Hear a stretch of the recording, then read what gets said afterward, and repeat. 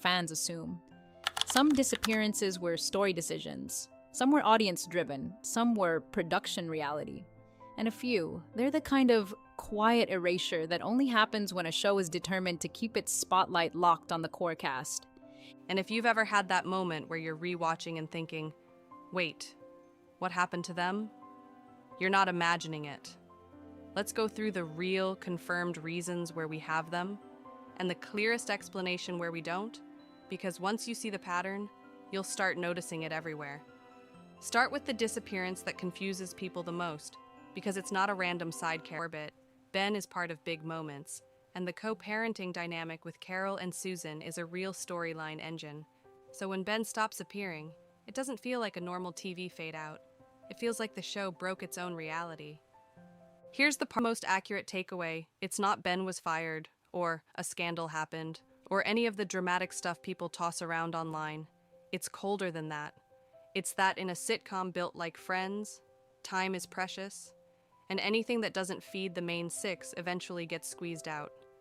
And Ben is the clearest example of how ruthless that squeeze can be.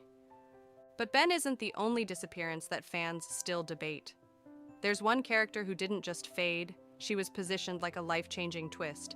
And then, the show slammed the door. Story of Friends, she becomes almost radioactive. She's not just written out, she becomes someone the show avoids, like saying her name too many times might summon her back. What makes Emily's exit different is that we actually have reputable reporting tied to a major behind-the-scenes voice. Director James Burrows, who directed many episodes and later discussed the show through memoir coverage, said the Ross/Emily dynamic didn't work the way it needed to. The reporting around Burrows' comments is blunt. He didn't feel the pairing had the comedic chemistry, and there were even discussions about recasting, but production timing made that unrealistic. And additional coverage notes that Helen Baxendale was pregnant around that time, which outlets describe as coincidental timing alongside story direction. So the accurate, real reason here isn't a single switch being flipped. It's multiple forces stacking. The story already had Ross tethered to Rachel emotionally. The famous wedding mistake made Emily's marriage basically impossible to play as a long, cozy sitcom situation. And behind the scenes, key creatives didn't feel the pairing had the spark that made the show hum. That combination is deadly for a character.